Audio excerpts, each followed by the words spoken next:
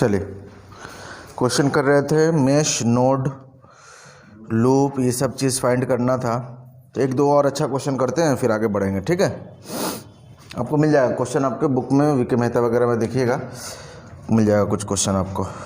या फिर मैं सजेस्ट करूँगा सबके पास यूथ वाली बुक होनी चाहिए, ठीक है ना। उसमें प्रीवियस ईयर्स क्वेश्चन हैं सारे, तो वहाँ से प्रैक्टिस कीजिए। तो आपको जिस लेवल में प्रैक्टिस करना चाहिए वो करिएगा। वो कंप्लीट हो जाएगा तो फिर अलग अलग चीज़, अलग अलग बुक भी आप कर सकते हैं, ठीक है। चलिए क्वेश्चन है, एक वोल्टेज सोर्स यहाँ दिया हुआ है 10 वोल्ट, रेसिस्टेंस है 1 ओम, 5 ओम, 6 ओम। कितना भी ओम हो क्या फ़र्क पड़ता है? कोई फ़र्क पड़ता है क्या? अरे मेश काउंट करना है तो कोई फ़र्क पड़ेगा? कितना भी लिखा हो, कुछ भी लिखा हो, बट मैंने ऐसे ही लिख दिया आपको कंफ्यूज करने के लिए।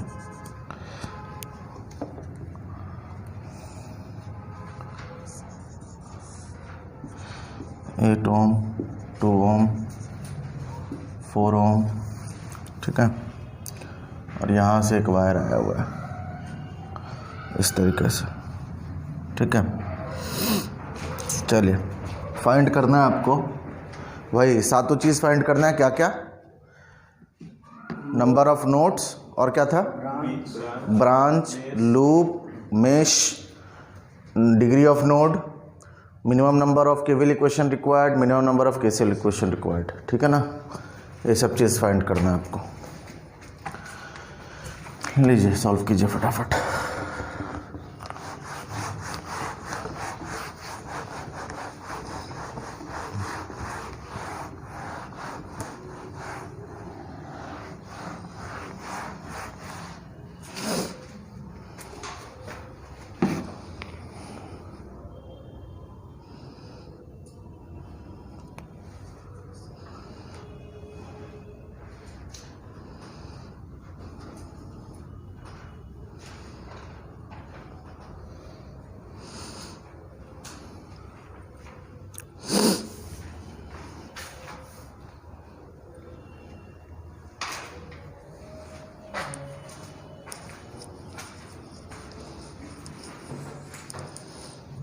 करिए, फाइंड करके बताइए फटाफट, जल्दी जल्दी हर चीज़।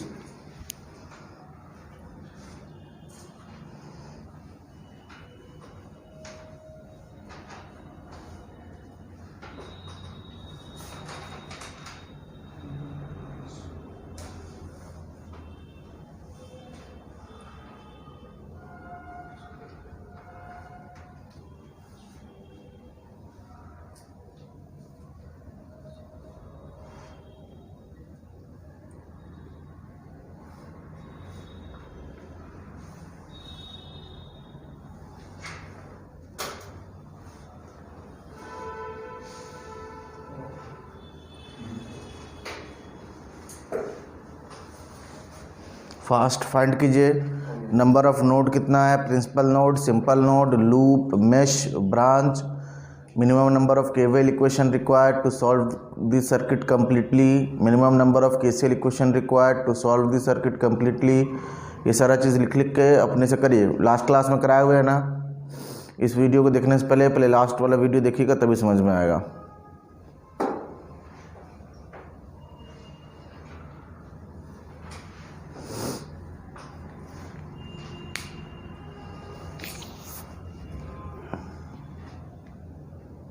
हो गया?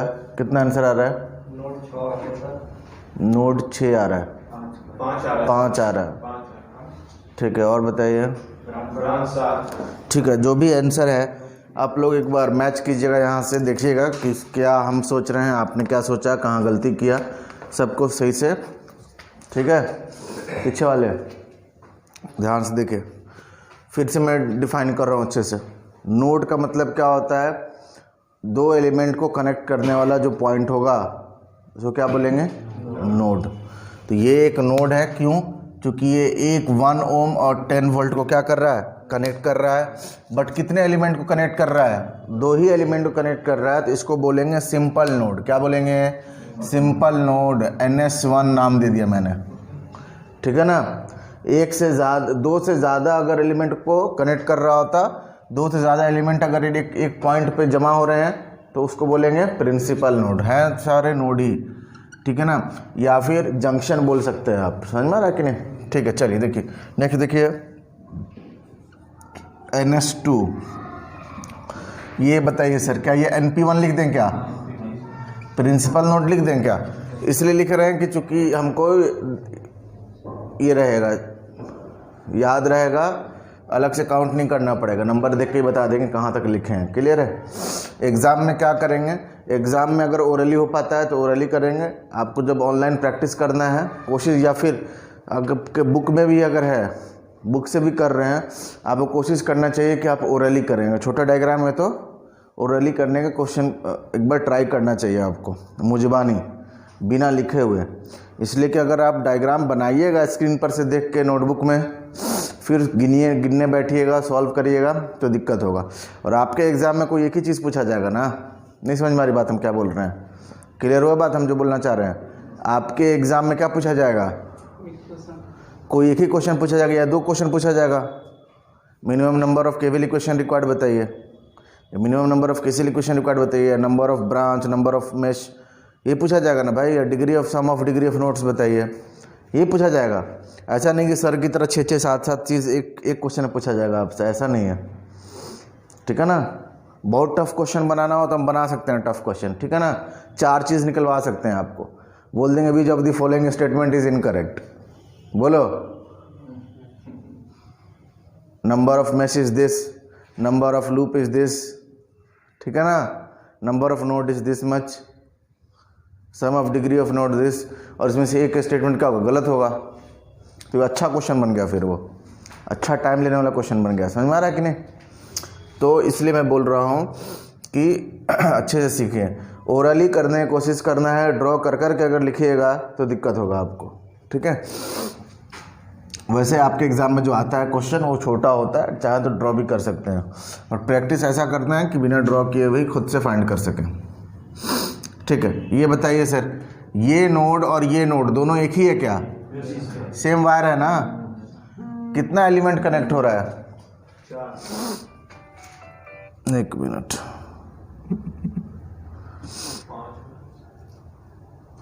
उस पॉइंट से कितना एलिमेंट कनेक्ट हो रहा है ये बताइए। ध्यान से देखिए, ये एक ही पॉइंट है ना, इससे ये वाला एलिमेंट कनेक्ट हो रहा है, और इससे ये वाला एलिमेंट कनेक्ट हो रहा है, इससे ये वाला एलिमेंट कनेक्ट हो रहा है। ध्यान से देखिए, ऊपर देखिए, ये जो है ये पूरा शॉर्ट हो गया है, ये पूरा शॉर्ट हो गया हुआ है, इसका कोई मतलब नहीं है, ये 2 + 4 का कोई मतलब नहीं है। तो इसको ना ब्रांच में काउंट करेंगे ना ही नोड के लिए काउंट करेंगे। ऐसा ना कि यहाँ पे भी गिन लिए एक तो सिंपल नोड दिख रहा है ना, यहाँ पे दिख रहा है ना। नोड काउंट करने के लिए, ब्रांच काउंट करने के लिए उसी ब्रांच को काउंट करेंगे जो इनर्जाइज होगा। इनर्जाइज का मतलब जिसमें करंट फ्लो करेगा। अगर कोई ओपन सर्किट है, शॉर्ट सर्किट है एलिमेंट, तो उसको काउंट नहीं करते हैं। समझ में आ रहा है कि नहीं? इसलिए अच्छा क्वेश्चन दिए हैं आपको हम। NP1 हो गया। अब ध्यान से देखिए, अगर ये एक नोड है तो वही नोड ये भी है, तो इस नोड से क्या क्या कनेक्टेड है? 8 ओम, 5 ओम, 1 ओम, यानी कि ये भी एक प्रिंसिपल नोड है क्या? NP2, और ये भी क्या है? NP2 है। तो टोटल नोड कितना हो गया सर? 4। टोटल नोड कितना हो गया? N = कितना हुआ सर? 4। इसीलिए क्वेश्चन दिए हैं। तो ये सब क्वेश्चन को बैठ के ढंग से रिवाइज कर लीजिएगा एग्जाम के टाइम में। इससे टफ क्वेश्चन आपसे, इससे ज़्यादा कॉन्सेप्चुअल क्वेश्चन आपसे नहीं पूछा जाएगा। समझ में आ रहा है कि नहीं? एक और क्वेश्चन देंगे भी आपको, अब देखिएगा। N = 4 है, इसमें NS कितना है? सिंपल नोट कितना है? 2, और प्रिंसिपल नोट कितना है? 2। ठीक है, ब्रांच बताइए, ब्रांच बताइए। 1 2 3 4 5, नंबर ऑफ ब्रांच इज 5। तो नंबर ऑफ मेश कितना हो जाएगा? B - N + 1, यही होता है ना। तो 5 - 4 + 1 कितना हो गया? 2। नंबर ऑफ मेश कितना होगा? 2। नंबर ऑफ लूप बताइए। 2 + 1 कितना? 3। कल बताया था ना, लास्ट क्लास में बताया है। Minimum number of KVL equation required बताइए। मिनिमम नंबर ऑफ, और यही क्या हो गया? एम ही क्या होता है? मिनिमम नंबर ऑफ, बोलो, minimum number of KVL equation required. KVL equation required, ये क्या है? Minimum number of KCL equation required. कितना होता है सर? जल्दी बोलो, कितना होता है? तुम लोग रिवाइज करके नहीं आए हो क्या? फॉर्मूला बताओ, फॉर्मूला पहले। नहीं होता है?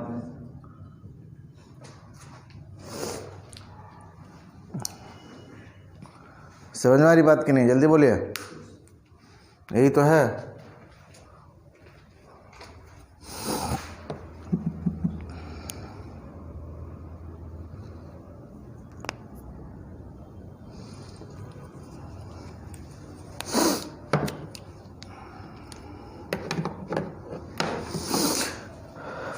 कहाँ गलती किए थे? कौन सा? 4 और 2? हाँ, नहीं होगा काउंट। क्यों? क्योंकि ये इनर्जाइज नहीं हो रहा है ना। करंट उधर फ्लो करेगा क्या? देखो ना, 4 और 2 सीरीज में है, 6 हो गया। उस पूरे 6 को देखिए, एक वायर से हम लोग शॉर्ट किए हुए हैं कि नहीं किए हुए हैं? एक वायर से अगर शॉर्ट कीजिए, शॉर्ट का मतलब समझ में आता है? एक कंडक्टर शॉर्ट कब होगा? जब उसका दोनों इंड, अगर मैं बोलूं कि एक रेसिस्टर है, अगर समझाने के लिए मैं बोलूं कि ये आपका एक रेसिस्टर है, ठीक है ना, ये आपका क्या है? एक रेसिस्टर है, ये मार्कर एक रेसिस्टर है। तो इसका दोनों इंड अगर सेमी वायर से कनेक्ट कर देना तो ये एलिमेंट शॉर्ट हो जाएगा। शॉर्ट का मतलब ये होता है बाबू, समझे कि नहीं? कहीं भी एक वायर देख लेना तो उसको शॉर्ट शॉर्ट मत चिल्लाने लगना। दोनों इंड अगर वायर से कनेक्टेड होगा तभी क्या होगा? शॉर्ट होगा। कितनी बार लगता है शॉर्ट है, बट शॉर्ट होता नहीं है। लोग ध्यान नहीं देते हैं। शॉर्ट को अच्छे से पहचानना है कि शॉर्ट का क्या मतलब है, शॉर्ट सर्किट का क्या मतलब है। दोनों इंड जो है वो एक सिंगल वायर से क्या होगा? कनेक्टेड होगा, तभी शॉर्ट बोला जाएगा। यहाँ देखिए, अगर इसको हम डायग्राम ठीक से बनाएं तो हम बोल सकते हैं 4 और 6 जो है ना, देखिए 4 और 6, 4 और 6 जो है कितना 4 और 2 था? 4 और 2 कितना हो गया? 6 हो गया ना। देखिए 6 ओम है, 6 ओम का एक इंड ये वाला है, 6 ओम का दूसरा इंड ये वाला है। दोनों इंड को पकड़ के वायर से जोड़ दिए। बोलो, इसको क्या बोलेंगे? शॉर्ट बोलेंगे। समझ में आ रहा है कि नहीं?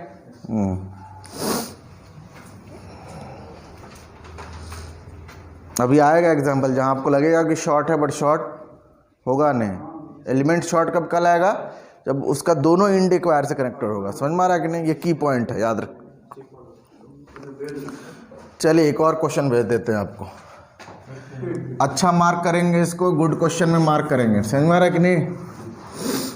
आपको दोबारा डायग्राम बना के सॉल्व करना चाहिए था, या फिर सेम ही क्वेश्चन में सॉल्व करना चाहते हैं तो अलग अलग पेन रखिए। क्वेश्चन को अलग पेन से और सॉल्यूशन को अलग पेन से लिखिएगा तो पता चलेगा कि हाँ कौन सा क्वेश्चन का पार्ट है, कौन सा सॉल्यूशन का पार्ट है।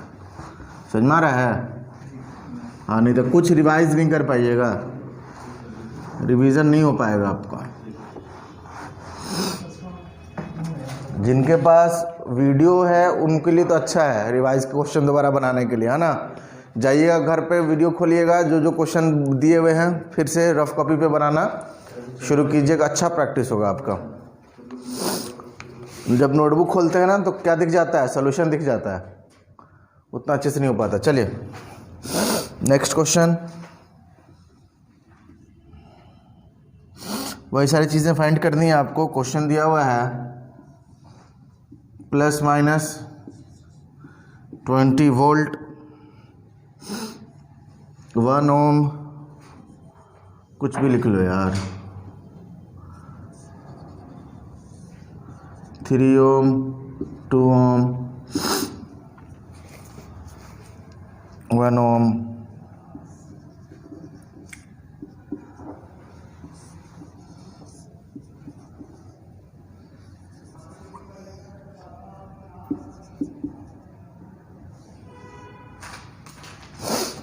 फाइंड कीजिए, करिए फाइंड करिए फटाफट, जल्दी जल्दी। नंबर ऑफ नोड फाइंड करो सर।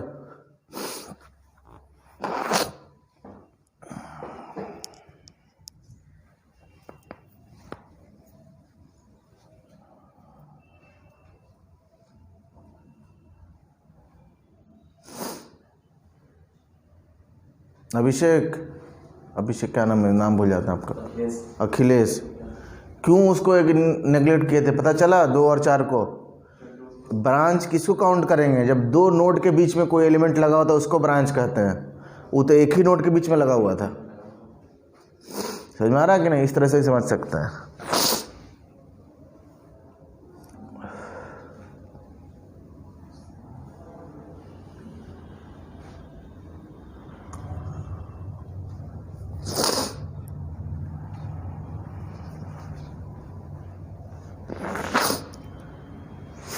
तुम सर्किट ब्रेकर क्लास कियो ना करो, लास्ट वाला रिले करो, ठीक है ना। कल फिर तुम लोगों का क्लास है, आप लोगों का क्लास बंद रहेगा कल, ठीक है ना। सुनिए, अभी थोड़ा ITI का एग्ज़ाम चल रहा है, कल तक लास्ट क्लास है, ठीक है ना। कल आपका 1 तारीख को लास्ट क्लास ये एग्ज़ाम है, तो कल भर प्रॉब्लम है। आज आपका क्लास लिए, कल बंद रहेगा, फिर परसों से दोनों आदमी का क्लास चलेगा, ठीक है। इसलिए कि उन लोगों का बहुत ज़्यादा नुकसान हो रहा है, उनका एग्ज़ाम भी है, इसलिए उनको भी टाइम देना ज़रूरी है।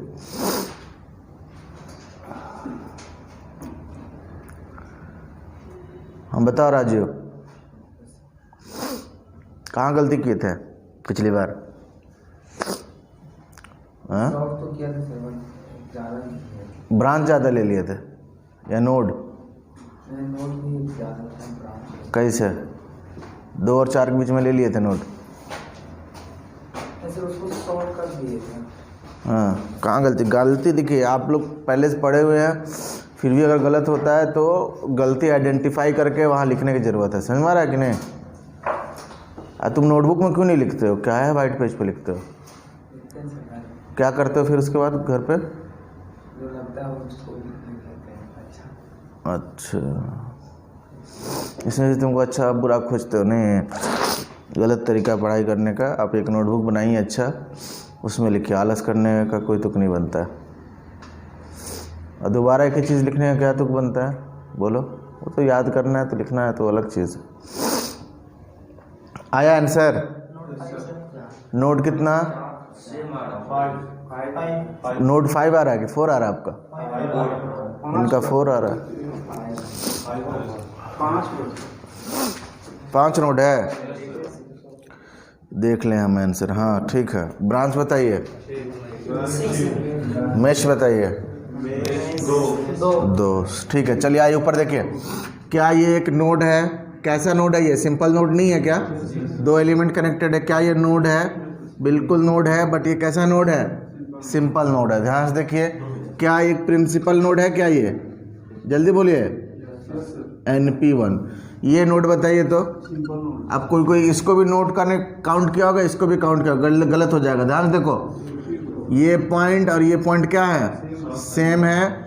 और यहाँ से कितने एलिमेंट कनेक्ट है? 2 एलिमेंट कनेक्ट है, 10 ओम वाला और एक 1 ओम वाला। तो ये भी एक क्या है? एक सिंपल नोड है। क्या है? NS2। ये भी NS2 है और ये भी NS2 है सर। 2 बार नहीं काउंट कर लेना, लिख दे रहा हूँ मैं। समझ में आ रहा है कि नहीं? 2 एलिमेंट कनेक्ट होता है उसको नोड बोलते हैं। 2 या 2 से ज़्यादा एलिमेंट कनेक्ट होगा तो उसको नोड बोलेंगे। 2 एलिमेंट कनेक्ट है तो सिंपल नोड, और 2 से ज़्यादा एलिमेंट कनेक्ट है तो प्रिंसिपल नोड। तो ये भी एक प्रिंसिपल नोड है सर। क्यों सर?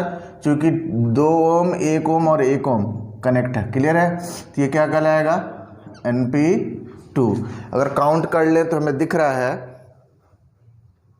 कुछ गलत कर दिया क्या? अच्छा, NS3 है ना ये NS3 है, ये भी क्या है? NS3 है।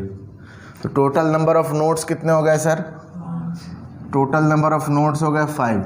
ब्रांच तो 2 नोड के बीच का ही होता है ना, तो ये कहाँ 2 नोड के बीच में है? देखो ये तो दोनों NS3 के बीच में ही लगा हुआ है, तो ये काउंट होगा क्या? नहीं होगा सर। ये इसका कोई मतलब ही नहीं है सर, ये सर्किट में इसका कोई मतलब ही नहीं है। है ना, इसको डिस्कार्ड करेंगे, ठीक है ना, इसका कोई काम नहीं है। तो बताइए एक एलिमेंट ये 1 2 3 4 5 6, सिंपल, सिर्फ काउंट कर लेना होता है। अब एक एक नोट के बीच में गिनने नहीं बैठेंगे, सिर्फ काउंट कीजिए एलिमेंट को। कितना हो गया? हाँ, ब्रांच कितना है? 6। तो नंबर ऑफ मेश कितना है? देख ये सब क्वेश्चन में दिखता भी है, फिर भी हम फॉर्मूला लगा रहे हैं बार बार। b माइनस एन प्लस 1 क्या हो जाएगा बोलिए? 6 माइनस 5 प्लस 1। इसलिए बार बार फॉर्मूला लिखा रहे हैं, आपको भी बोल के लिखना चाहिए, क्योंकि हर बार क्वेश्चन ऐसा नहीं आएगा जिसमें डायग्राम बना होगा। स्टेटमेंट में लिखा रहेगा कि नंबर ऑफ ब्रांच इतना है, नंबर ऑफ नोड इतना है, बताइए minimum number of KVL equation required क्या होगा, ठीक है ना। ये चीज़ पूछा जाएगा आपसे एग्जाम में, डायरेक्टली पूछा जाएगा, समझ में आ रहा है कि नहीं। इसके लिए ज़रूरी नहीं है कि डायग्राम बना के दिया जाए, बहुत फेमस है, बहुत क्वेश्चन आता है सर इसके ऊपर, ठीक है। आप प्रीवियस ईयर क्वेश्चन उठाइएगा ना तो आपको खुद ब खुद पता चल जाएगा कि कौन सा फॉर्मूला का कितना ज़्यादा इंपॉर्टेंस है। प्रीवियस ईयर क्वेश्चन करने का मतलब ही यही होता है कि आप एनालिसिस कीजिए कि जो आपके नोटबुक में लिखा हुआ वो क्या क्या इंपॉर्टेंट है उसमें से, ठीक है ना। जो आप भूल जाते हैं उसको हाईलाइट करके रखिए, मार्क करके रखिए, हमेशा उसको रिवाइज में रखिए, समझ में आ रहा है कि नहीं। वही एक तरीका है परफेक्शन को लेके आने का, ठीक है। नेक्स्ट क्या है, यही क्या कहलाता है? Minimum number of KVL equation कर दूँ। फिर से लिख रहा हूँ, देखो बाबू मैं बार बार लिख रहा हूँ, क्यों बोलो, क्यों बार बार लिखा जाता है? अब बताएगा ही नहीं सब, हाँ याद रहने के लिए। Minimum number of KVL equation required कितना है सर?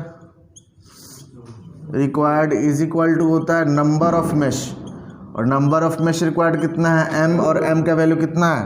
2।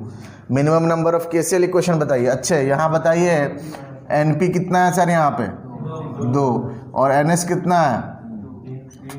3। तो minimum number of KCL equation required to solve the, या minimum number of nodal equation required ही पूछा जा सकता है। यहाँ क्या पूछा जा सकता है? Minimum number of KVL equation required, या फिर minimum number of mesh equation required, या how many equation required to solve this circuit completely with the help of mesh equation, या with the help of mesh analysis. सबका मतलब क्या है? एक ही है। नेक्स्ट क्या पूछा जा सकता है आपको? Minimum number of KCL equation required to solve the circuit completely, या फिर मिनिमम नंबर ऑफ नोडल, या how many nodal equation required, minimum number of nodal equation required to solve circuit completely. तो नोडल इक्वेशन बोला जाए तो KCL की बात हो रही है, मेश एनालिसिस बोला जाए तो केवीएल का बात हो रहा है। तो minimum number of KCL equation required is equal to क्या होता है? np माइनस 1 यानी कि 2 माइनस 1 यानी कि 1। अब देखिएगा, अब रट नहीं लीजिएगा कि सर सब क्वेश्चन में तो 1 ही आ रहा है, तो हर बार 1 दे देंगे। छोटा सर्किट है इसलिए 1 आ रहा है, समझ में आ रहा है कि नहीं?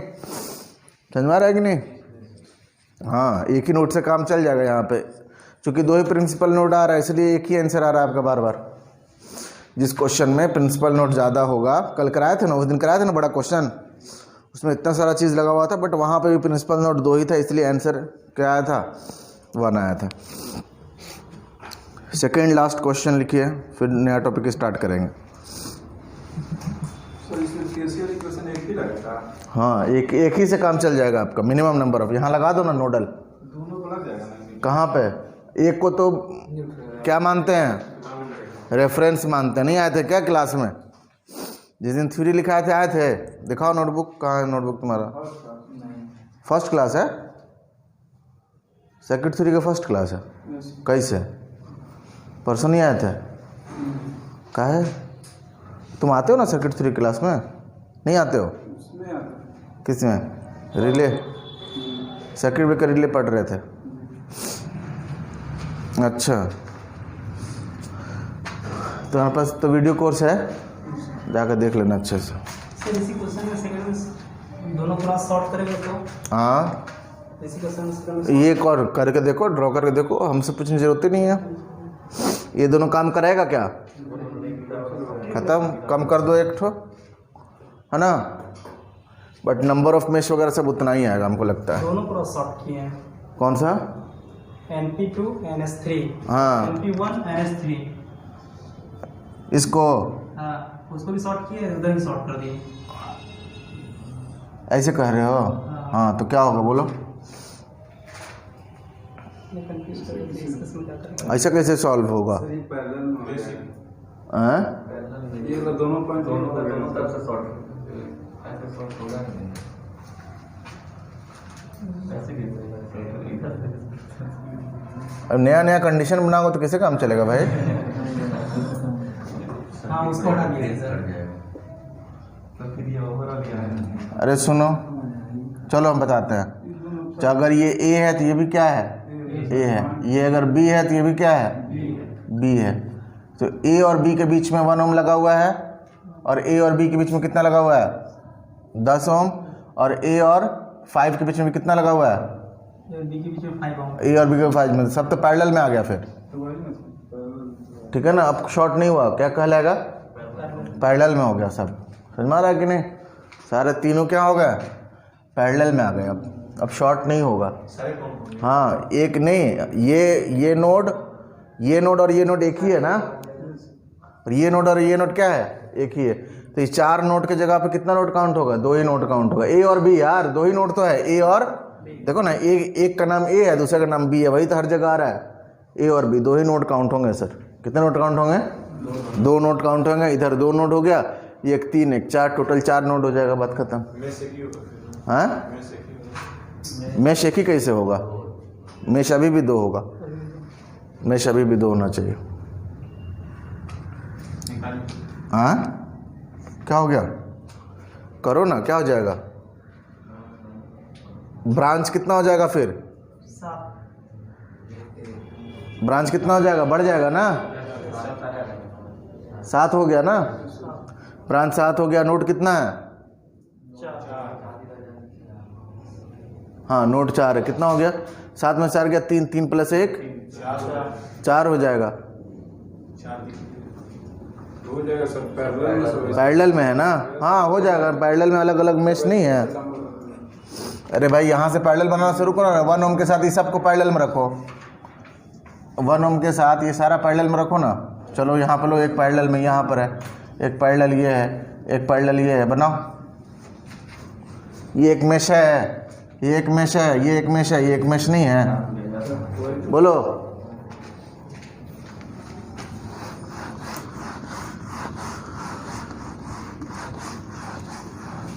अभी पैरेलल ये short circuit open circuit question कराएंगे, वहाँ लेना मज़ा तुम लोग, ठीक है ना? अभी जितना करा रहे हो उतना करिए। अभी फिर नोड शिफ्टिंग बताएंगे। नोड शिफ्टिंग में कैसे पता करते हैं कौन पैरेलल में है कौन, ये सबसे अच्छा तरीका है नाम देना, ठीक है ना? नाम दे दो, पता चल जाएगा।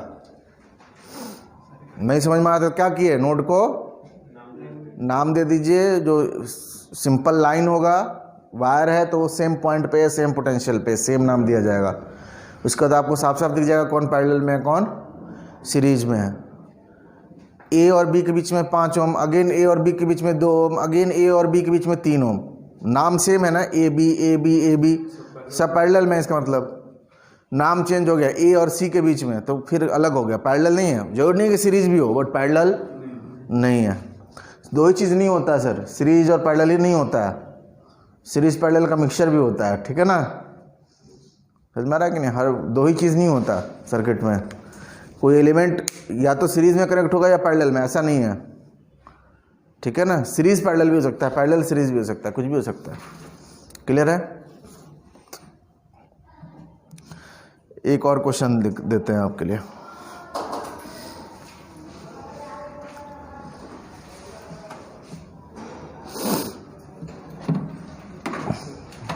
लिखिए,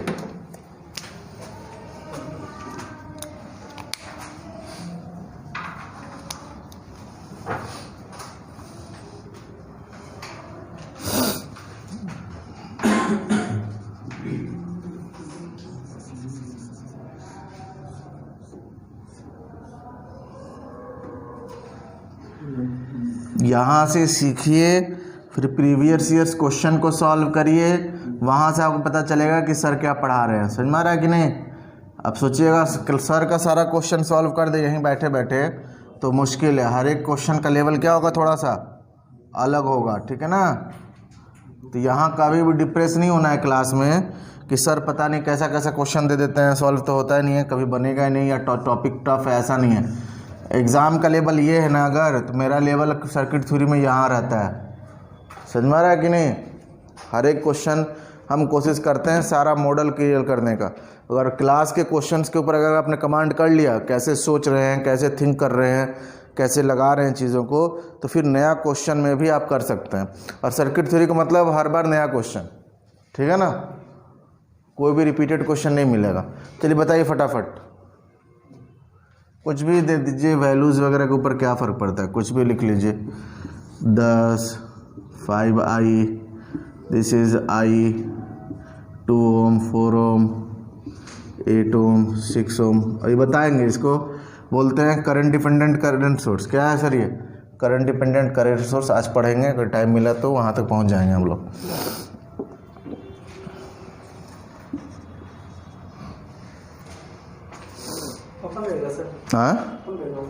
हाँ ऐसे करके दिया हुआ क्वेश्चन में,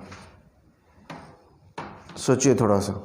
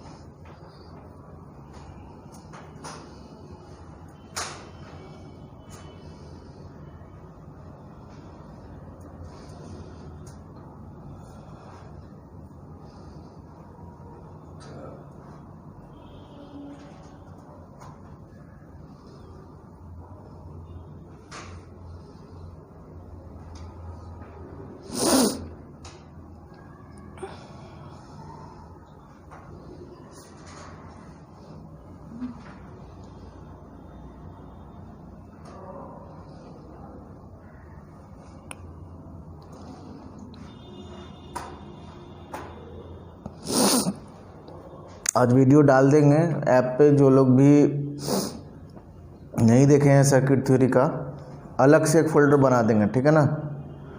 basic electrical circuit theory classroom recording करके फोल्डर का नाम रहेगा, देखिएगा अच्छे से। जिनका भी छूटा हुआ है कर लीजिएगा।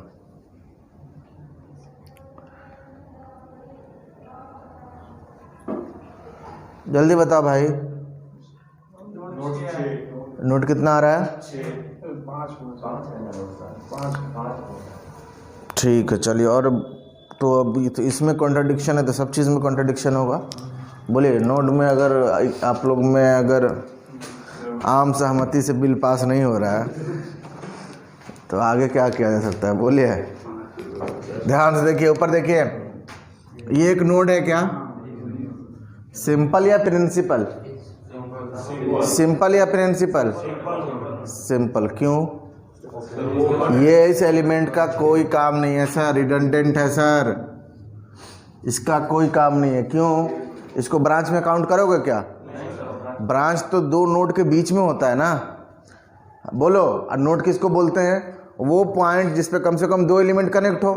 क्या ये है, अगर पॉइंट मान लें हम, क्या इस पे दो एलिमेंट कनेक्ट है तो नोड कहलाएगा क्या? अगर नोड नहीं है तो ब्रांच कहलाएगा क्या? नहीं समझ में आया डिफिनेशन? डिफिनेशन ब्रांच का क्या है? दो नोड के बीच में कोई एक एलिमेंट कनेक्ट है तो उसको क्या बोलेंगे? ब्रांच। तो दो, और नोड किसको बोलेंगे? कम से कम दो एलिमेंट होना चाहिए। तो यहाँ दो एलिमेंट है क्या इस पॉइंट पे? नहीं है। बाकी सिंपल से लॉजिक देखो, मैंने पहले बताया कि जो एलिमेंट इनर्जाइज नहीं होगा, जिसमें करंट फ्लो नहीं करेगा, उसको हम लोग काउंट नहीं करेंगे। तो इसमें तो करंट जाएगा ही नहीं, ओपन सर्किट है। बोलो, करंट फ्लो करेगा क्या? करंट जाएगा तो कहाँ जाएगा? बोलो। हाँ ठीक, जाएगा, कहेगा जा इधर खाई, हम नहीं जाएंगे, फिर चला आएगा। बोलो, ऐसा होगा क्या कि जेबे नहीं करेगा? हम तो लोग ऐसे ही सोचते थे पहले। देखो गया गया, देखो इधर गड्ढा है, देखो रास्ता है, ये नहीं है इसके पास, तो नहीं जाएगा। एज इनसे देख लेगा, नहीं है रास्ता, नहीं जाएगा। बोलो, ऐसे कहानी बना लिए। बोलो, समझ में आ रहा कि नहीं? हाँ। अब देखिए, ये आपका, अच्छा ये आपका एक प्रिंसिपल नोड है कि सिंपल नोड है? Simple node. क्या ये नोड नहीं है क्या? खाली इधर रहेगा तो नोड कहलाएगा, बीच में नोड नहीं हो सकता है। बोलो ये नोड नहीं है क्या? दो एलिमेंट के बीच का कनेक्शन पॉइंट, ऐसा पॉइंट जो दो एलिमेंट को कनेक्ट करता है या दो से ज़्यादा एलिमेंट कनेक्ट करता है वो नोड कहलाता है। NH3 है कि नहीं है? अच्छा ये बताओ प्रिंसिपल है कि सिंपल है? प्रिंसिपल है। 8 2 4 तो प्रिंसिपल NP1, ये सिंपल नोड नहीं है। बोलो NH4, क्या ये प्रिंसिपल है क्या? 1 2 और 3 तो ये NP2, तो कितना हो गया? 4 और 2 6। कौन कौन 6 वाले थे? हाथ उठाओ 6 वालों। हाँ तो N। अब अखिलेश नहीं समझ में आया तुमको अभी भी? नहीं।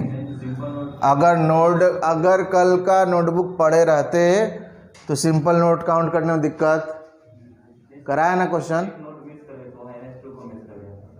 अच्छे तो वही तो कर रहे हैं, पढ़े रहते तो नहीं मिस करते। कॉन्सेप्ट ये है कि खाली ऊपर ऊपर आप लोग देखते हैं ना, जहाँ जहाँ ज्वाइंट है वहीं होगा। अरे ये भी ज्वाइंट ही है, दो एलिमेंट लगा हुआ है। बोलो तो N इज इक्वल टू कितना सर? 6। ब्रांच बोलिए, ब्रांच में इसको काउंट करेंगे क्या? तो 1 2 3 4 5 6 7, branch is equal to 7। Number of minimum KVL equation required या number of mesh, number of mesh B minus N plus 1 कितना दिख भी रहा है? कितना हो जाएगा? 2। नंबर ऑफ लूप 2 प्लस 1 कितना? 3। हायर से शुरू करते हैं, 1 तक जाना है जोड़ते हुए, ठीक है ना। लूप का तरीका क्या बताया मैंने? बिना काउंट किए कैसे फाइंड करेंगे? मानते हैं 5 मेश आता, मेश कितना आता? 5। बड़ा सर्किट होता, लूप नहीं काउंट कर पाते, तो कैसे करेंगे सॉल्व? हाँ अच्छा क्वेश्चन बनाना हो ना, अगर अच्छा क्वेश्चन बनाना हो तो हम इस तरीके से दे सकते हैं question, a circuit having 5 meshes how many loops are there. 5 mesh है, बताइए लूप कितना होगा? बिना डायग्राम बनाए पूछ देंगे आपसे, आप पगला जाइएगा, बोलेगा अरे डायग्राम तो है नहीं है, कैसे निकलेगा? बोलो क्या तरीका है? बोलिए 5 + 4 + 3 + 2 + 1, ये तरीका है। जल्दी बोलिए। Minimum number of KVL equation required, KCL equation required, minimum number of KCL equation required कितना हो जाएगा सर? कितना? प्रिंसिपल नोड कितना है? 2 ना।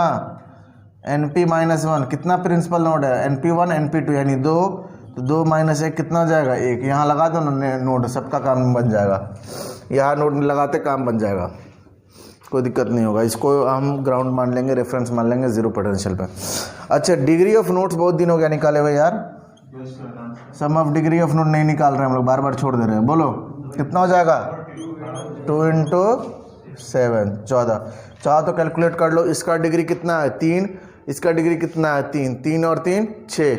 अब बचा कितना? 4 ठो सिंपल नोड है, तो 4 दूनी 8। सिंपल नोड का डिग्री होता है 2। डिग्री किसको बोलते हैं?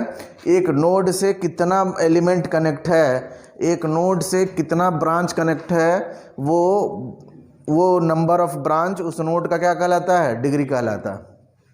समझ में आ रहा कि नहीं? NP2 का डिग्री कितना है? 3। क्यों?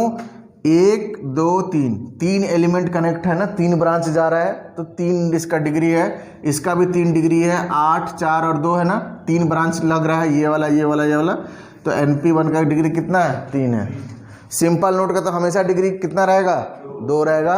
प्रिंसिपल नोड का डिग्री काउंट करना पड़ेगा आपको, क्योंकि एक प्रिंसिपल नोड पे 4 एलिमेंट भी लगे हो सकते हैं, 5 भी, 6 भी, 3 भी, है ना। मिनिमम 3 तो लगेगा ही, तभी तो उसको प्रिंसिपल बोलेंगे। 2 लगेगा तो क्या बोलेंगे? सिंपल।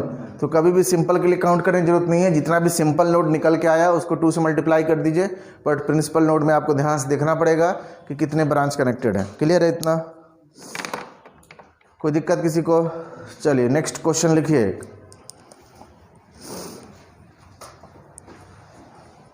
नेक्स्ट क्वेश्चन लिखिए।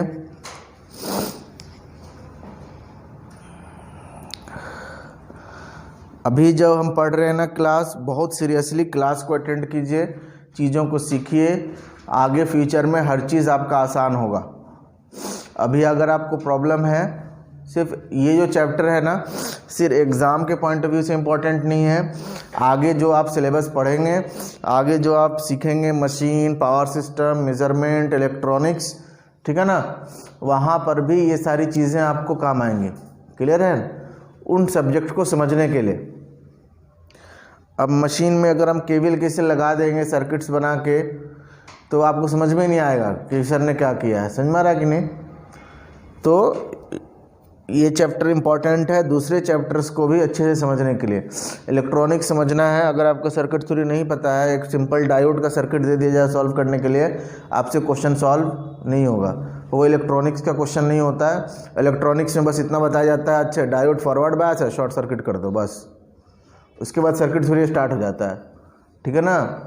ट्रांजिस्टर सॉल्व कर रहे हैं बीजेटी, वहाँ इलेक्ट्रॉनिक्स में बस इतना है कि हाँ फॉरवर्ड बायस है तो इसके क्रॉस 0.7 आया, और एरो का डायग्राम देख के आपको चेक करना है NPN है कि PNP है। उसके बाद फिर सर्किट थ्योरी स्टार्ट हो जाता है। वहाँ पे एक स्टेप के बाद आंसर लाने के तक सर्किट थ्योरी चलता है। 99% क्वेश्चन में सर्किट थ्योरी चलता है, अगर आप इलेक्ट्रॉनिक्स ठीक करना चाहते हैं अपना तो, ठीक है ना। या फिर कोई कॉन्सेप्ट एक्सप्लेन करेंगे, वहाँ पे भी आपको बात समझ में आना चाहिए कि कैसे वहाँ पे कैपेसिटर बन रहा है, कैसे वहाँ पे चार्ज फ्लो कर रहा है, चार्ज फ्लो करने का मतलब क्या होता है, वोल्टेज कैसे बिल्डअप होता है, वोल्टेज का पोटेंशियल को हम लोग कैसे मेजर करते हैं, है ना।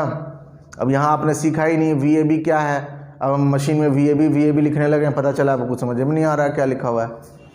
समझ में आ रहा है कि नहीं? इसीलिए अच्छे से इस टॉपिक को करिएगा, तभी आगे आपका जाके काम बनेगा। यहाँ अगर आलस कर दिए, क्लास छोड़ दिए, बहानाबाजी कर दिए, घबरा गए, तो फिर आपका पूरा जो इलेक्ट्रिकल है वो ख़राब हो जाएगा। समझ में आ रहा है कि नहीं? बिना इसको पढ़े हुए भी आप मशीन समझ सकते हैं, मेरे जैसे टीचर समझ सकते हैं, क्योंकि हम हर एक चीज़ बताते हैं वहाँ पे भी, क्योंकि हमको पता है आप महान हैं। क्या हैं आप लोग? हाँ। दूसरा एक रीज़न है कि साइक्लिक बैच चलता रहता है, नया नया बच्चा आता रहता है। अब मशीन चल रहा है, नया बच्चा आया तो उसको भी समझाना है मशीन ना, तो वहाँ पर भी हम बेसिक से लेके चलते हैं। समझ में आ रहा है कि नहीं? और आपको अगर पता है तो आपको और मज़ा आएगा कि हाँ चीज़ें रिवाइज होंगी, अच्छे से समझ में आएगा। ऐसा नहीं है कि कोई सर्किट थ्योरी नहीं पढ़ा है, मशीन पढ़ने आ गया तो समझ में नहीं आएगा। जमील अहमद सर पढ़ा रहे हैं तो समझ में आएगा, चूँकि वो पटक पटक के पढ़ाते हैं बच्चा जैसा, छाती पे चढ़ के, ठीक है ना। किसी को भी हम पढ़ा सकते हैं आराम आराम से, इसलिए टाइम भी इतना ज़्यादा लगता है। एक ही चीज़ को बार बार रिपीट किया जाता है, बोला जाता है, इसलिए टाइम भी ज़्यादा लगता है। ठीक है, चलिए। बट आपके लिए एडवांटेज है कि नहीं है, बोलिए।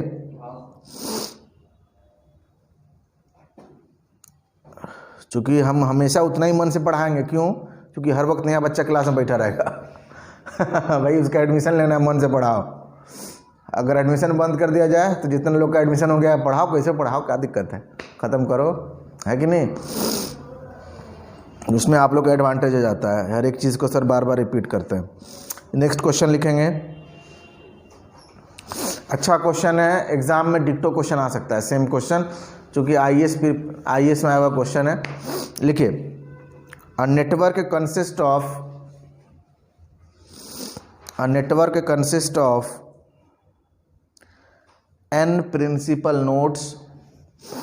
A network consists of n, small n लिखिए, n principal nodes only. A network consists of n principal nodes only and b branches and b branches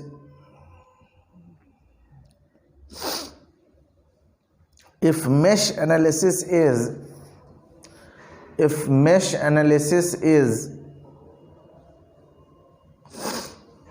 simpler than nodal analysis, if mesh analysis is simpler than nodal analysis, simpler than nodal analysis, then n is greater than,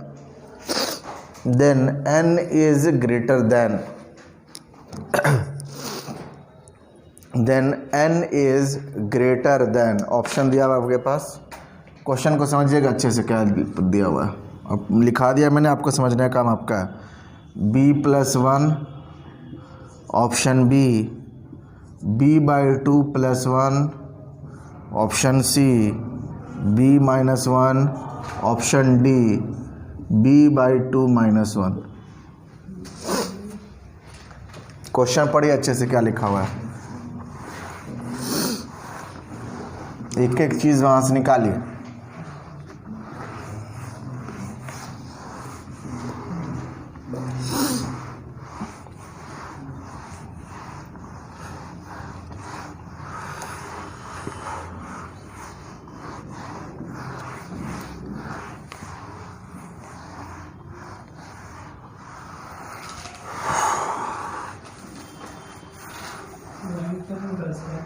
हाँ Mesh analysis is simpler than nodal analysis. हाँ, तो हम बता दें तो फिर question क्या solve करोगे तुम? क्या होता है मैश एनालिसिस? हैं?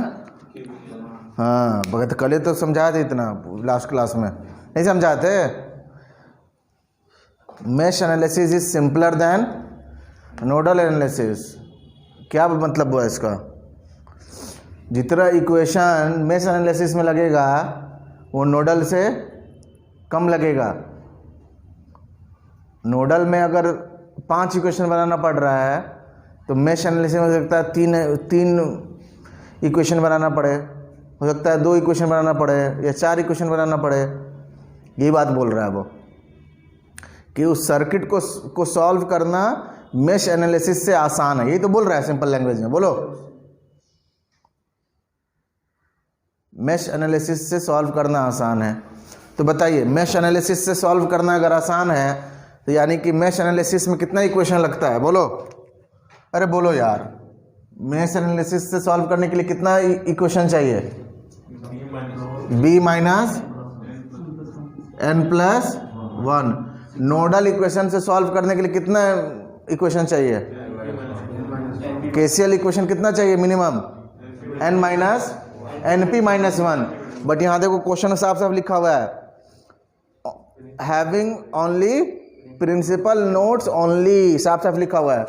यहाँ पर n = np है, ns का वैल्यू कितना है? ns कितना है? 0। समझ में आ रहा है कि नहीं? तो यहाँ पे क्वेश्चन के अकॉर्डिंग क्या बोला जा रहा है कि मैश एनालिसिस सिंपलर है, यानी कि मैश एनालिसिस से कितना इक्वेशन रिक्वायर्ड होगा? b-n+1 नंबर ऑफ मैश के इक्वल, ठीक है ना। और अगर नोडल एनालिसिस करते तो कितना रिक्वायर्ड होता है? np-1। बट np तो n है ना, np क्या है यहाँ पे? हो सकता है ना ऐसा सर्किट डायग्राम? ऐसा सर्किट डायग्राम हो सकता है। देखो कैसे हो सकता है ऐसा सर्किट डायग्राम। मैं बोलूँ एक सर्किट डायग्राम ऐसा है, देखो तो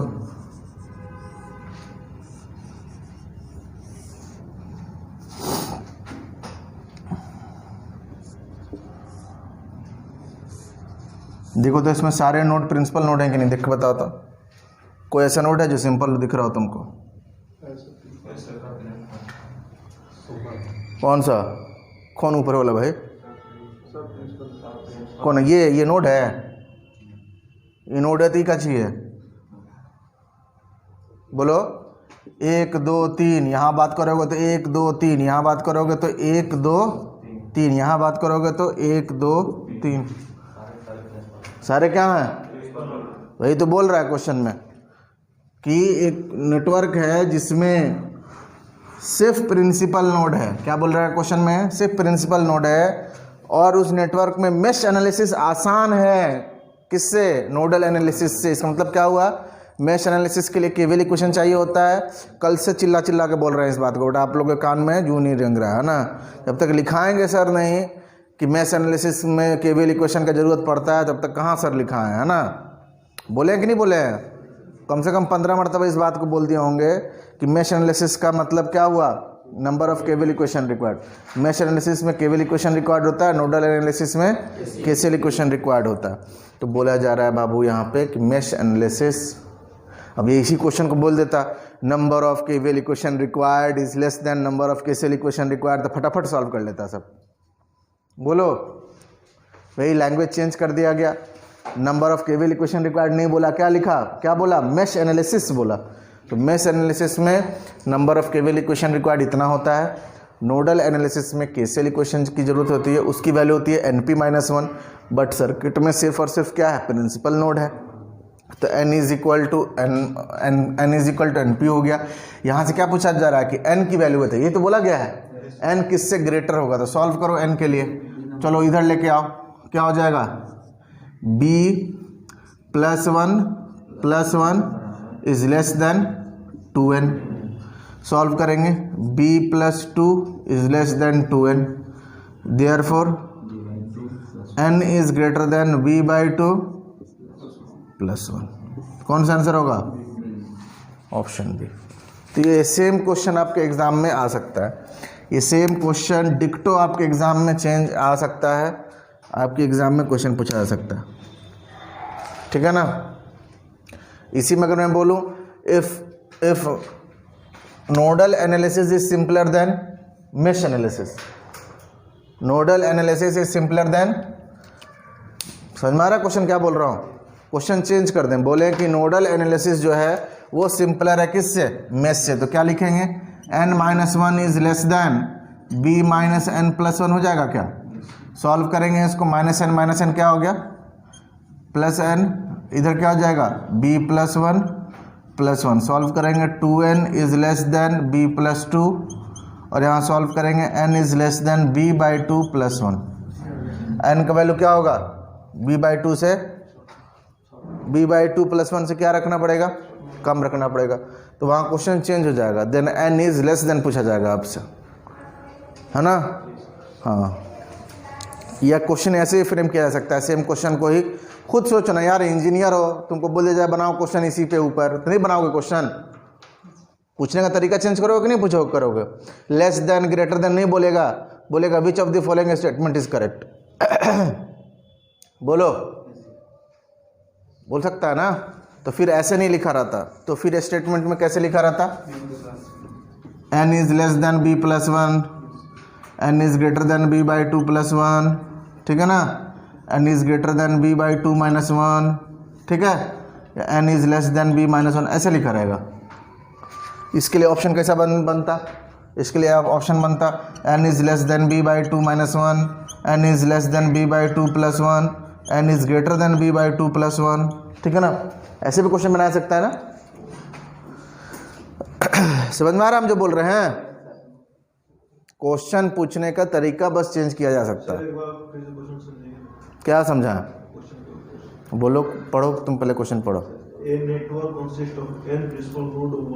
क्या मतलब हुआ, n principal nodes only and b branches, principal node ही है सिर्फ उसमें, सिंपल नोड, अरे बोलो, अरे number of nodes is equal to क्या होता है, simple node plus principal node ना, उसी वक्त से क्या कर रहे हो, number of node is equal to कैसे निकाल रहे हो, सिंपल नोड काउंट करते थे, प्रिंसिपल नोड काउंट करते थे, जोड़ देते थे ना।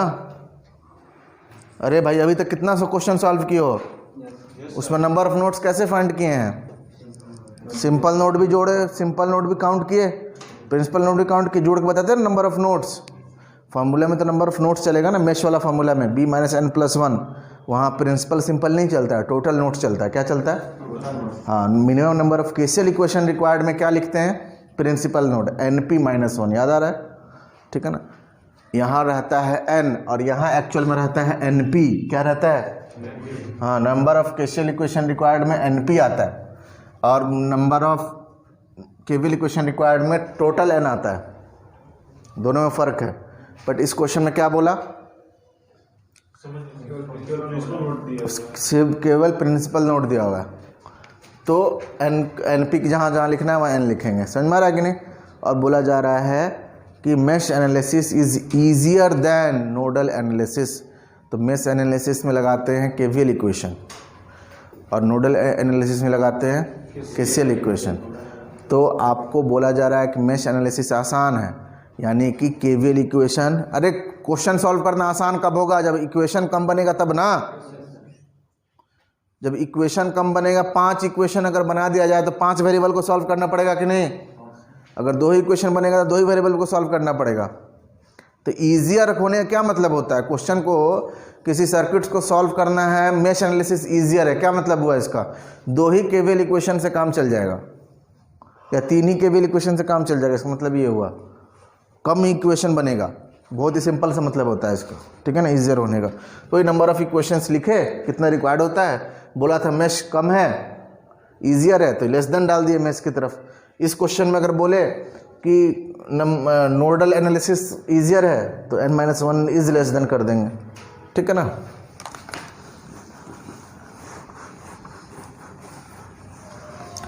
नहीं समझ में आती पूरा लिख लो। मिनिमम नंबर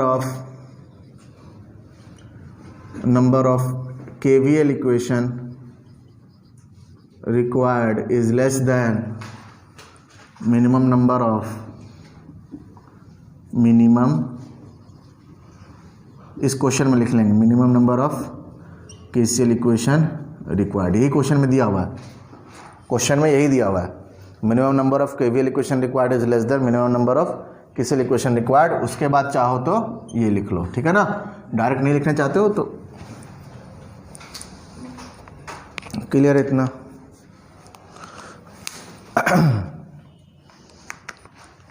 अच्छा क्वेश्चन है, JB गुप्ता में मिल जाएगा आपको।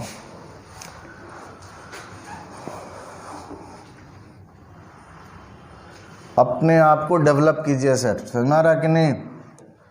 नया वर्जन अपना डेवलप करना है आपको, सेमेस्टर वाला वर्जन नहीं रखना, समझ में आ रहा है कि नहीं? सोचना है, कोशिश करना है, दिमाग के ऊपर जोर देना है, यानी खाली नोट्स भरना है, ऐसा नहीं करना। अपने आप को चेंज कीजिए सर, चेंज कर सकते हैं।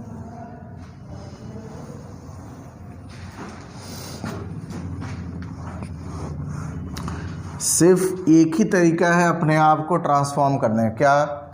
क्या तरीका है सर? मेहनत करिए, वो भी लगातार, बिना एक दिन भी चुके हुए। 1 साल पढ़िए अच्छे से।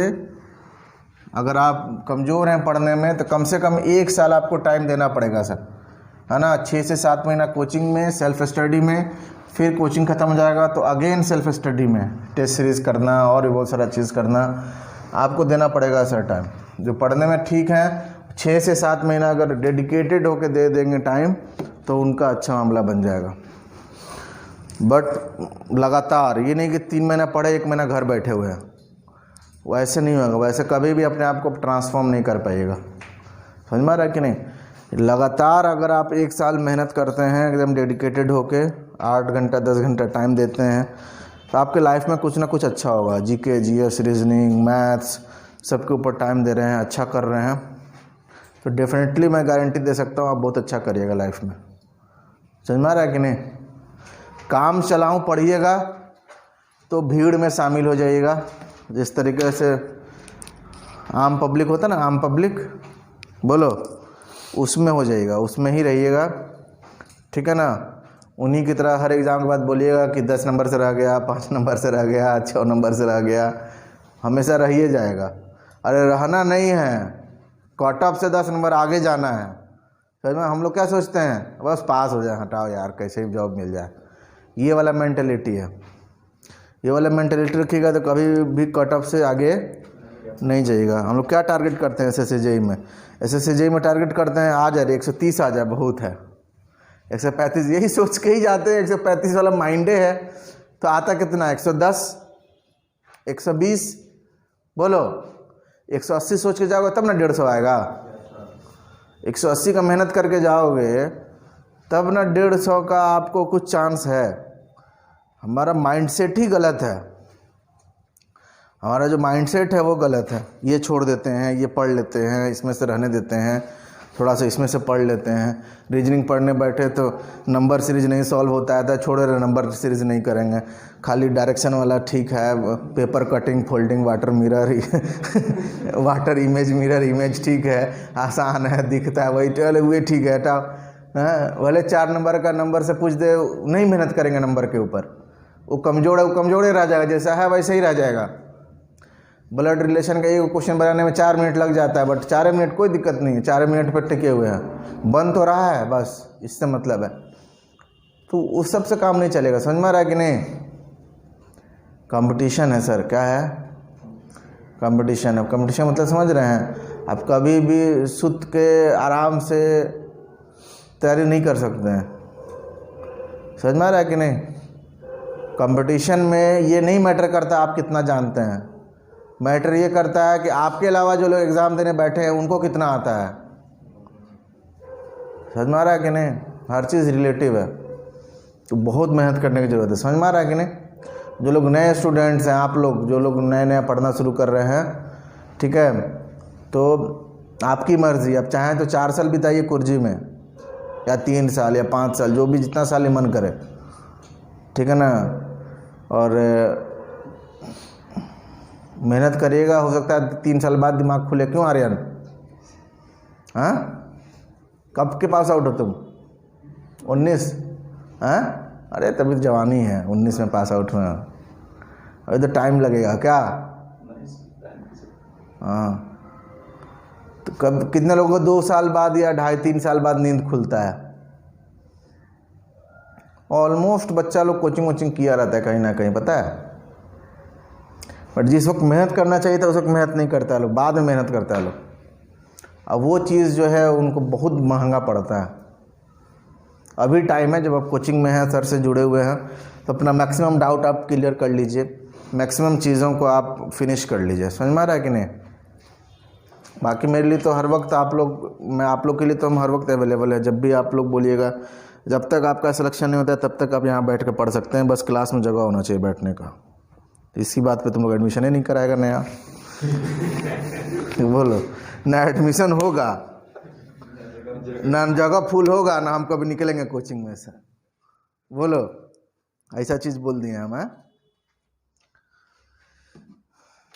आपको कोई जेन्युइन रीज़न है, आप जब तक चाहें पढ़ सकते हैं, कोई दिक्कत नहीं है। कोई बात था, छूट गया, किसी रीज़न से क्लास नहीं कर पाए, पढ़ना चाहें तो पढ़ सकते हैं, कोई दिक्कत नहीं। इसलिए बोल रहे हैं कि बहुत सारा बच्चा सब जो होता है ना, अच्छा बच्चा सब कांटेक्ट तोड़ देता है, यहाँ से निकलता है, उसके बाद से पूछता भी नहीं है, ठीक है ना। जॉब भी नहीं हो रहा है, कभी बात भी नहीं करेगा, कभी सजेशन भी नहीं लेगा, कभी एग्ज़ाम दे के आएगा तो डिस्कस भी नहीं करेगा। ये चीज़ नहीं होना चाहिए, बात करना चाहिए टीचर से। समझ में आ रहा है कि नहीं? टीचर के साथ टच, कभी ऐसा नहीं सोचना है कि अरे पढ़ लिए, हम तो क्लास में इतना आंसर देते थे, मेरा जॉब नहीं हुआ है, डीमोटिवेशन होगा, सर को हम सर के नज़रों में खड़े नहीं उतरे तो क्या, कैसे सर को मुंह दिखाएं, ये सब फीलिंग नहीं होना चाहिए। समझ में आ रहा है कि नहीं? समझे प्रेम? हमेशा कांटेक्ट में रहिए। सर आप लोग से ज़्यादा समझदार हैं, हम सर को पता है कंपटीशन क्या होता है। ऐसा कुछ नहीं है कि आप पढ़ा दिए अच्छे से तो सब आदमी को हो ही जाएगा, टाइम लगता है। सब जो मेहनती है उसको भी थोड़ा सा टाइम लग सकता है। समझ में आ रहा है कि नहीं? तो कभी भी टच से बाहर नहीं जाइए, हमेशा बात करते रहिए, हफ्ता 10 दिन महीने में आके मिलते रहिए। कोई डाउट है पूछते रहिए, एग्ज़ाम देने जा रहे हैं, कोई भी चीज़ सजेशन है, लाइफ में अपना कुछ करना है, पूछते रहिए। कितना बच्चा सब तो गर्लफ्रेंड के लिए मेरे पास फ़ोन करता है, सब क्या करता है, सबके एग्ज़ाम पढ़ता है पावर ग्रिड का, तो सब अपना अपना को लेकर जाएगा सब, ठीक है। ट्रेन में सबको कैरी करेगा सब, और जैसे ही जॉब लगता है वो सबका, लड़की सबका सारा सेवा किए तू, मेवा कोई और खाएगा। समझ में आ रहा कि नहीं? तब अब आके फ़ोन करेगा सब मेरे पास, देखिए ना सर उसके लिए ये किए वो किए, अब पढ़ने में मन नहीं लगता है, जीने का मन नहीं करता है, पता नहीं क्या क्या क्या क्या बात बोलेगा सब। अरे तो तुमको कौन बोला था सब करने के लिए? तो बेरोजगार आदमी को कौन पूछेगा? उसका माँ बाप रोकेगा, जब उसका जॉब लग जाएगा, वो लड़की का शादी नहीं करेगा उसका, वो कहेगा कि नहीं बेरोजगार से शादी कर लो। बोलो, वो सब मोहब्बत जो है, प्रेम मोहब्बत सब क्या हो जाता है, खत्म। तो कभी वो सब चक्कर में मत पड़िए। समझ में आ रहा है कि नहीं? ये टहला रहे हैं लेके, तो कभी NTPC का एग्जाम दिलवाने ले जा रहे हैं, कभी UPPC ले जाने जा रहे हैं, साथे फॉर्म भरने गए कि चलो साथे पड़ेगा सेंटर में। उस सब चक्कर में नहीं रहना है, उस सब का काम निकल जाएगा, ठीक है ना। वैसे ऐसे 4 गो है उसके पास, तुम किस चक्कर में हो? पावर ग्रिड ले जाने के लिए 4 घोड़ा तैयार है एग्जाम दिलवाने के लिए। हाँ, किसको लेके जा रहे हो आर्यन इस बार? कोई है? देखिए बड़ी हंस रहा है, कुछ लग रहा है सही जगह निशाना मारे हैं हम। किसी को लेके जा रहे हो? मत करिए वो सब। बहुत लोग रोता है, लोग बहुत पछताता है लोग, ठीक है ना। डिप्रेस हो जाइएगा, फिर आपका मामला ख़राब हो जाएगा। एक बार आप लाइफ में कुछ अच्छा बन जाइए, लाइन लगा दिया जाएगा, बोलो। हाँ, तो सब चीज़ से बच के एकदम फोकस होकर पढ़ाई के ऊपर काम बढ़ा। चलिए हेडिंग दीजिए, ideal voltage source. Ideal voltage source,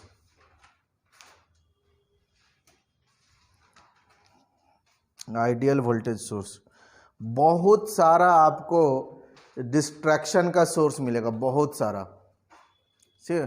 कम से कम न्यूज़ देखिए, कम से कम देखबे मत करिए, कोई दिक्कत नहीं है। आपका दिमाग जो मीडिया है वो आपका दिमाग सड़ा सकता है अच्छे से, ठीक है ना। मतलब क्या बोलते हैं, आपको जहरीला बनाया जा सकता है। ये गवर्नमेंट ऐसी है, इसके खिलाफ कोई भी कुछ भी बोले, अब तो फार्मर को भी नहीं छोड़ते हैं। मुस्लिम करे तो आतंकवादी, पाकिस्तानी, कुछ अगेंस्ट में बोल दे, कोई पढ़ा लिखा आदमी बोल दे, कोई गांव का आदिवासी बोल दे तो नक्सल है, माओवादी है। शहर का पढ़ा लिखा आदमी बोल दे तो बढ़ेगा अर्बन नक्सल है। बोलिए, अब किसान बोल रहा है, स्टूडेंट बोल दे तो स्टूडेंट को अलग अलग बेइज्जती। जैसे लगता था कि 2014 से पहले तुम लोग सब लोग कलेक्टरे लगे हुए थे कि अब जॉब नहीं मिल रहा है। अजीब अजीब अंधभक्त सब जो है, मोदी भक्त लोग, क्या करेगा लोग, आपको टारगेट करना शुरू कर देगा लोग। तो ऑनलाइन कम रहिए, फेसबुक, ट्विटर, इंस्टाग्राम कम चलाइए। एक से एक लॉजिक देगा, क्या बोलेगा पता है कि 2000 पहले तो तुम्हारे भैया का लग रहा है कि कलेक्टर लग गए होगे तुम कांग्रेस की सरकार में, अभी कहते हो बेरोजगारी है, ठीक है ना। ऐसा ऐसा लॉजिक देगा सर। अभी कांग्रेस प्रोटेस्ट कर रहा है, सबके व्हाट्सएप में आया होगा, जो भी इधर उधर बीजेपी आईटी सेल वाला ग्रुप में जो भी घुसा होगा, आप लोग में बहुत सारे लोग होंगे, सबके पास आया होगा मैसेज व्हाट्सएप में, ये किसान आंदोलन नहीं है, ये वो है, ये फलाना है, चिलाना है, ठीक है ना, खालिस्तानी का आंदोलन है तो कांग्रेसी मिला हुआ है, तो ये है वो, आया होगा बहुत सारे लोगों के व्हाट्सएप में। आया, किसी के आया है? ये सब ग्रुप से अलग रहा कीजिए। आपको जबरदस्ती ऐड किया जाता है, पता है आप ग्रुप में से निकल आ रहे हैं, ऐड होते हो कि नहीं? कर देता है जबरदस्ती ना, निकलते हो फिर ऐड कर देता होगा। ये जो है ना, ये पूरा आईटी सेल का खेल है। वो मानते हैं कोई भी एक बात निकला गवर्नमेंट के खिलाफ ना, तो ये अपना एक्टिव हो जाएगा सब, कि आम पब्लिक के माइंड से खेलता है, कुछ ना कुछ गंदा संदा लॉजिक लगा के पोस्ट फॉरवर्ड करना शुरू। दिन में 10-10 पोस्ट आ रहा है कि ये पाकिस्तानी है, खालिस्तानी है, तो कांग्रेसी का ये प्रोटेस्ट है, फार्मर को कोई मतलब नहीं है इससे, ये वो, कि आम आदमी जो है वो सरकार से उसका क्या रहे, सहानुभूति रहे। बहुत पैसा खर्चा करता है सब इसमें, बहुत पैसा। हम लोग जैसे जो नौजवान हैं उन लोग को 20-20 हज़ार रुपये, 30-30 हज़ार रुपये सैलरी देता है सब महीना का, ठीक है। एक ट्वीट करने का 2 रुपया 3 रुपया मिलता है आईटी सेल वालों को। समझ में आ रहा है कि नहीं? ज़बरदस्त तरीके से पूरा जाल बिछा हुआ है वो सब चीज़ का। दम दूर रहिए। इवन न्यूज़ चैनल वाले लोग, वो जी न्यूज़ वाला वो है, क्या नाम है, एक ठो सुधीर, पता नहीं दलाल जो है वो, क्या नाम है उसका, सुधीर, खुलेआम बोल दिया कि किसान का आंदोलन नहीं है, खालिस्तानियों का आंदोलन है, आतंकवादियों का आंदोलन है, तो ये है वो है। हद है यार, कम से कम किसान को तो छोड़ देता है सर, शर्म भी नहीं आता। कितना मतलब कि क्या देश कहाँ जाएगा, कहाँ गवर्नमेंट मतलब कि किस तरफ जाएगा। जिसका जो काम है उसका अपोजिट काम हो रहा है। बोलो, गवर्नमेंट मीडिया वाले काम क्या था इस टाइम में? फार्मर के साथ खड़ा रहता है ना, फार्मर के साथ खड़ा रहता, गवर्नमेंट से सवाल पूछता। ये उल्टे कांग्रेस से सवाल पूछता है कि क्या आप लोग किसान को भड़का रहे हैं, किसान से सवाल पूछेगा और उसी में से क्या करेगा, सही से एकदम पैटर्न बना हुआ है। कोई भी आंदोलन खड़ा होगा ना, उसमें कौन एक गोड़ा को पकड़ लेगा, कुछ बुलवा देगा, वो सबसे आलतू फालतू बात, अब कहेगा देखिए ये इतना गंदा बात बोल रहा है, कैसे किसान हो सकता है। तो यहाँ कोई सेफ नहीं है, आप कुछ भी कर लीजिए। अब पढ़े लिखे हैं, अगर आवाज़ उठा रहे हैं, कोई बात बोल रहे हैं, तो आप अर्बन नक्सल कहलाएंगे। गांव के हैं, आदिवासी हैं, आप कुछ बोल रहे हैं तो आप कहलाएंगे नक्सल माओवादी, ठीक है ना। हाँ, तो कोई भी नहीं बचा हुआ है, एकदम आप पूजा करिए इनका, जय हो बोलते रहिए, तो आप देशभक्त हैं। मैंने बीजेपी के अगर आप ये हैं क्या नाम है सपोर्टर हैं तो आप देशभक्त हैं, उसके अलावा अगर आप कुछ भी सोचते हैं तो आप देशद्रोही हैं। समझ में आ रहा है कि नहीं? जो हिटलर जो सोचता था ना, हिटलर जो करता था जर्मनी में, जो लेकर डूब गया, एकदम डिक्टो उसी रास्ते पे चल रहा है, ठीक है ना। एक चीज़ और तुम लोग को बताते हैं, नेशनलिज्म, राष्ट्रवाद और देशभक्ति में फ़र्क पता है तुम लोग को? क्या होता है,